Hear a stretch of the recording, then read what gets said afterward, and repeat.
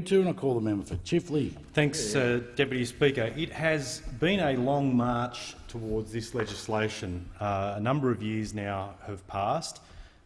We actually, in government, had started looking at this issue. I do remember having concerns then, as I do now, and I've been upfront all along about the impact of this type of legislation. I'm not alone. The member for Wentworth, now Minister for Communications, has expressed his concerns in times past, and he has not been the only one on his side of the fence, and certainly not on our side of the fence, for a number of reasons. I have, however, attempted in this process to have an open mind. I've said all along that I was to be, or remain to be, convinced about the need to undertake the breadth and scope of what is being proposed in this legislation and in legislation past. And I waited for the report, and I actually did go through the report, and I in particular wanted to commend my colleagues, the members that were on that committee, and in particular the Shadow Attorney-General and Shadow Communications Minister for the work that they've done in proposing a number of changes to what had been put forward by the government last year. But having said that, I think it's only fair, it's only right, it's only proper, particularly given that we're told that parliamentary oversight will be a feature of this system in years to come. Well, I'd like to exercise my ability as a parliamentarian to express some concerns and ensure that in due course that they're addressed along with other concerns that are expressed by colleagues in this chamber on either side of the House. Some expressed publicly, others expressed privately. In saying that and recognising that there are deep feelings and concerns, I think it's important, again, if I come back to this point about having an open mind. There will be people who will not be convinced whatsoever about the need to do what is being proposed by this legislation. There will also be people on the other side of the argument who refuse to be convinced that those concerns are valid. However, we have a responsibility to find the midway point, and I think it is important to recognise, along with the concerns, that there are some things that will be done by this legislation that are important. My concerns relate to the scope and the effectiveness of what's being proposed. They relate to the cost and the impact on telecommunications companies, and they also relate to the adequacy of parliamentary oversight. But having said all that, and having read the report and having seen the comments of law enforcement, I do recognise most certainly that law enforcement will benefit from having access to metadata. There is no denying that. For people to not accept that is to ignore reality. And I certainly appreciate the ability in trying to determine the undertaking of criminal behaviour, who is responsible for it, and the ability of metadata to provide some assistance in that. I certainly recognise that, and I think it should be appreciated. We also need to recognise too that for law enforcement agencies trying to undertake their important work, that times have changed. We do not have the plain, simple telephone networks of old. We don't chase down facsimiles. We have a multitude of platforms, and we have an explosion in the growth of data that will continue to grow at phenomenal rates down the track. And I do note in there the concerns of law enforcement agencies about their degraded capacity to keep tabs on that. This is important. We can't deny it. So certainly when it comes to law enforcement, appreciate the benefit. But this government, when it introduced this legislation, and in the lead-up to the introduction of the legislation last year, its foundation stone for this legislation was national security. And I would humbly suggest that that is contestable, that the notion that this will have major benefit from a national security perspective, I think is a contestable claim and does need to be tested. Because if the argument is that metadata will help identify and thwart terrorism suspects, you also need to recognise that the terrorism threat has evolved. We appreciate that now we do not have actors that are in sophisticated, complicated, collective activity. That what we have now, and what is a serious threat to us, is isolated, unstable individuals who determine all of a sudden to do something, and they will not have necessarily communicated with others, though I do accept that there is the possibility that they would have been in contact with others, but largely they may be sporadic. They may be under the age of 18, they may have been influenced improperly by what they've seen on social media or other outlets, and they've decided to act on their own. And there is a degree of caution about whether or not this would have prevented the type of attacks that we've seen in the last 12 months. And this is not something that I just pluck out of the air. It's actually contained in the report, 2.57 of the report on page 25. And I note the following. The committee noted evidence that data retention would likely not have enabled agencies to prevent these incidents. New South Wales Police gave considered evidence on this point, emphasising that attempting to determine whether such information could have assisted in hindsight necessarily involves a hypothetical counterfactual exercise. Quote, as a hypothetical, with the nature of Sydney itself and where law enforcement would benefit from metadata in relation to, say, the Sydney incident, it most likely would not have prevented the Sydney incident. That's an important quote to bear in mind. I also read the remainder of the quote, which says, at the time, metadata could have been essential in trying to identify any other persons who may be engaged in a group or involved in that type of offence. And that was Assistant Commissioner Lanyon and in the committee Hansard in the committee hearing that took place on 30 January this year. So, as I say, it is contestable whether or not it would necessarily have a benefit from a national security viewpoint, and we should be mindful of it, because we are about, through this legislation, to undertake a massive effort to capture a massive amount of data that will be held for 2 years. For 2 years. Who you spoke to, when you spoke to them, how long you spoke to them for, how often you speak to them.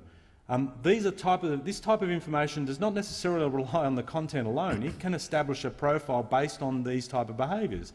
This is a serious issue, and it will create a digital fingerprint of every single person in the nation. It's worth noting too that the number of people that are on active surveillance or who are being watched is not the entire populace. It is a small number of people. I would have argued, for example, I'd be interested to see why we aren't reforming the preservation notice mechanism and trying to improve that mechanism as a way to basically capture metadata of people that are under active surveillance and ensure that that's done over that period of time, as opposed to the breadth and depth of what is being proposed here. And what we are going to let through is fairly significant, and I think it's important that that be recognised. It is also important to recognise too that in undertaking that, we should test whether or not it would be effective. I've made reference to some of the quotes earlier. I also make reference to testimony given by the Law Council of Australia. And what they said was, and I quote, when they looked at other jurisdictions and when they tested out whether or not mandatory data retention, what its effectiveness was, you look at page 38 of the report, and it quotes directly, there is little evidence from comparable jurisdictions that had previously had mandatory data retention schemes to suggest such schemes actually assist in reducing the crime rate. For example, in Germany, research indicates that a mandatory data retention scheme led to an increase in the number of convictions by only 0.006%. Again, it is important that we remember that in this exercise, as much as I have already indicated earlier that law enforcement will benefit from this, we also need to recognise that when it's been tested, some of these figures have come up. The other area where I am concerned on this relates to cost. And I have to say I am deeply concerned with the number of figures that have been bandied around about how much this will cost telecommunications companies to set up the systems to ensure that this massive collection and retention of data occurs. We had IINet indicate early on $400 million. I understand the Prime Minister may have used a figure of $300 million. An industry working group established a bandwidth of between roughly $180 million and $300 million. But we've not had any firm commitment from the government about what it will do in the establishment and ongoing maintenance of such systems. Now, bigger players like Telstra and Optus will understandably be able to absorb a lot of the costs. They've got the wherewithal to do it. I am concerned, and I'm not the only one, because the industry is concerned as well, about what impact this would have on smaller players. That's why a number of them wrote to the minister at the table and to his colleague, the Attorney-General, saying that this cost issue had to be resolved. And I think it is unfair that this is left unresolved and that there is not a firm commitment given. The suggestion is that this will be passed off to the budget. This is not right. We had, for example, today, the government announced a measure where they would reverse something in relation to bank accounts and lost superannuation accounts. And they announced on the spot, without any notice, $300 million is the cost of this system today, reversing a previous government law. $300 million today, announced on the spot. Why are our telecommunications companies not given this assurance? Instead, they are forced to wait on the prospect that it will be fixed up in the budget. And this is wrong. This should be fixed up now, because one of the things that we may have a lot of disagreements across this table, but one of the things we reckon works well is competition within the telecommunications sector. The multitude of players offering a multitude of services and being able to put pressure on big players is important. But if we keep adding to the cost of those smaller players, we make their viability uncertain. And I would implore the minister, and I'm sure that he has done this because he knows, as well as others, the cost pressures on those smaller players, because it's not just this. I mean, Australia's internet and telecommunications costs are relatively high on the world standard, and we are going to add with this, if we do not fully fund the capex requirements, they will have to pass through these costs or die. They will have to pass through the costs. I'll withdraw the word, but certainly it will put massive pressure on their ability to continue their operations. And it's not the only cost in the pipeline. I mean, when you look at TSSR and the Telecommunications Sector Security Review and the cost implications that might come out of that, there are added costs as well. And we have done nothing to provide some assurance to those companies. And what is being done is basically this legislation, the government want to rush this legislation through, give no assurance, and then when there's no ability to actually ensure that those people are looked after, they'll then no doubt lowball the amount and put pressure on those small companies, even though they've got the ability today to fix it up.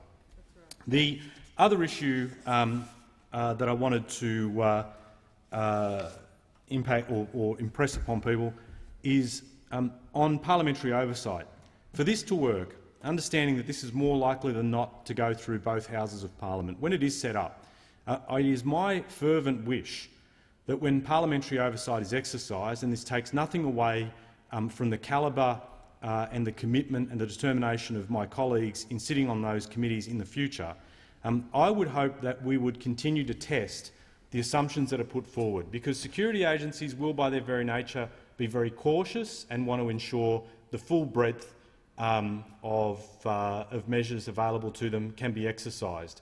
But you can't necessarily write a blank cheque on these things, and I am genuinely worried that all it takes for a security agency to say is we need these powers if we don't, terrible things happen. We're going to have to test it. Our job as parliamentarians is to balance out the need for security and the need for the exercise of free liberty, or freer liberties. So it's certainly something that needs to be dealt with. People are concerned about this. People outside this chamber recognise that the general groundswell of opinion is for people, for governments and for companies to lay off privacy. I mean, if you get Tim Cook here in CNET, quoted early in March, who says in an article, Tim Cook to governments, lay off our privacy. The Apple CEO saying that governments would need to be very mindful of people's privacy down the track. If someone like in Apple gets it, they are picking it up because their consumers are telling it to them. They are responding, and this is not an issue that's going to go away. The next generation of voters, the next generation of Australians will value more and more their privacy, and that's why there is such concern on this. So again, I recognise that we have to balance out the issues that confront law enforcement, recognise the value of being able to have access to data that can help them in their work, but I also recognise, and I think I also respect, the value placed by the citizens of this country on their privacy. I recognise and value the work being done by telecommunications companies that will be impacted by this, and I certainly hope that these type of concerns are tested in the years to come And bear in mind, this system will be set up in 2 years and then tested in 2 years after that. This is a long period of time for this system I to be thank in the member for operation. Chifley. The question is the amendment be agreed to, and I call the member for Dobell. Thank you, Mr Deputy